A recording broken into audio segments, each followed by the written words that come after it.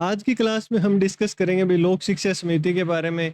General committee on public instruction जो 1823 में बनी थी। हमने पीछे की क्लास में डिस्कस किया था कि 1813 के चार्टर एक्ट में व्यवस्था की गई कि भाई 1 लाख रुपए हर साल शिक्षा पर खर्च किए जाएंगे, लेकिन 1823 पर तक इस पर कोई काम नहीं हुआ। तो पब्लिक के कहने पर जो ईस्ट इंडिया कंपनी ने एक कमेटी बनाई थी, general committee on public instruction, कि भाई इंडिया के अंदर एजुकेशन का स्वरूप होगा वो कैसा होगा, कि भाई कौन सा क्या करना है, तो ये कमेटी डिसाइड करेगी। तो 1823 में एक कमेटी बनाएगी जिसके अंदर क्या थे, 10 लोग थे।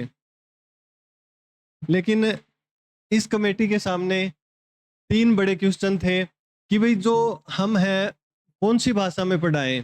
ठीक है, इनको इंग्लिश में पढ़ाएं या फिर जो इनकी जो भाषा चल रही है, जो फारसी, हिंदी, जो संस्कृत इनकी भाषाएं हैं उनमें पढ़ाएं। इनको क्या पढ़ाएं?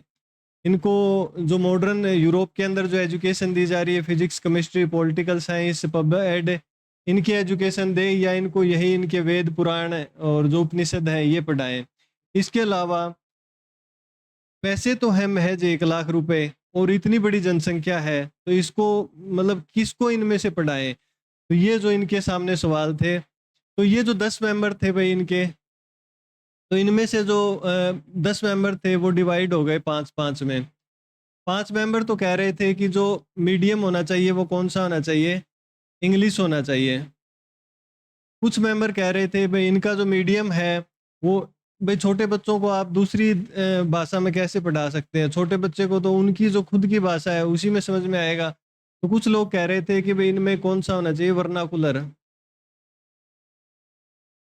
वर्नाकुलर का मतलब होता है भाई जो इनकी स्थानीय भाषा है, या हम कह सकते हैं कि इनकी मातृभाषा, या इनकी जो देसी भाषा है, या हम कह सकते हैं कि इनकी जो एक किस्म से मातृभाषा।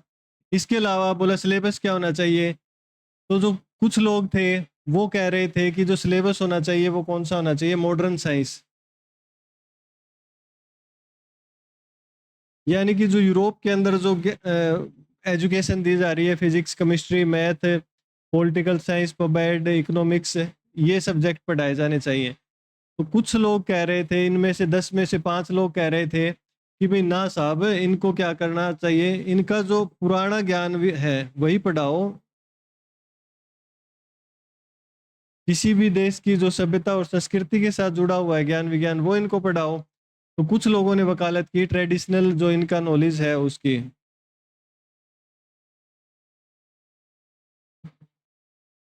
या हम कह सकते हैं कि ट्रेडिशनल स्टडीज।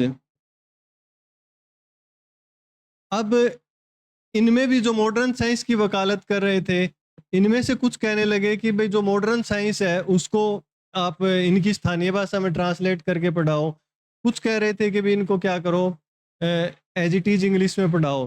तो जो जनरल कमेटी बनी थी ये बताने के लिए कि भाई इंडिया में एजुकेशन का स्वरूप कैसा होगा, उसमें 10 मेंबर थे, वो 5-5 में डिवाइड हो गए।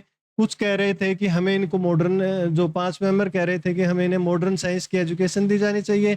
5 मेंबर कह रहे थे इनको ट्रेडिशनल जो इनकी स्टडीज है, वेद पुराण उपनिषद, वही पढ़ाए जाने चाहिए। 5 मेंबर कह रहे थे कि वे जो मीडियम होना चाहिए वो 1 लाख रुपए होना चाहिए, जो इंग्लिश होना चाहिए, सॉरी भाई कई बार। और जो ये कह रहे थे कि जो मीडियम है वो उनकी देसी भाषा में पढ़ाया जाना चाहिए। तो इस कमेटी का कोई हल नहीं निकला, दोनों बराबर 5-5 में बट गए, गुट बन गए दोनों के।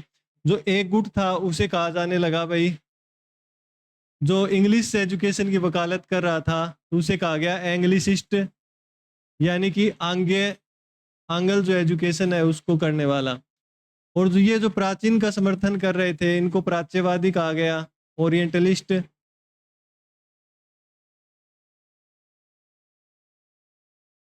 तो एजुकेशन में आप पढ़ते हैं ना कि आंगल प्राच्य विवाद, तो वो यही था। तो आंगल प्राच्य विवाद क्या था कि 1823 में एक कमेटी बनी जिसमें 10 लोग थे, वो दोनों 5-5 में डिवाइड हो गए। कुछ जो अंग्रेजी एजुकेशन यानी कि जो मॉडर्न साइंस एजुकेशन की वकालत कर रहे थे, और कुछ लोग यहाँ की ट्रेडिशनल जो नॉलेज है उसकी वकालत कर रहे थे। तो ये थी वो जनरल कमेटी ऑफ इंस्ट्रक्शन। इसका कोई हल नहीं निकला, ये दोनों 5-5 में अपना बंटे रहे, किसी भी निष्कर्ष पर चीजें नहीं पहुंची। इनमें जो प्राचीन शिक्षा की वकालत करने वाला एक नाम आपने सुना होगा भाई, जेम्स प्रिंसेप, और जो एक उसका भाई था थॉमस प्रिंसेप, ये दो मुख्य थे। जेम्स प्रिंसेप वही है भाई जिसने अशोक के अभिलेख पढ़े थे, बोले भाई इन वाले में तो मजा है, ये पढ़ाओ इनको। तो ये था आंग्ल प्राच्य विवाद। अगली क्लास में हम पढ़ेंगे भी मैकाले के बारे में कि मैकाले ने जो जो विवाद है इसका किस तरीके से हल निकाला।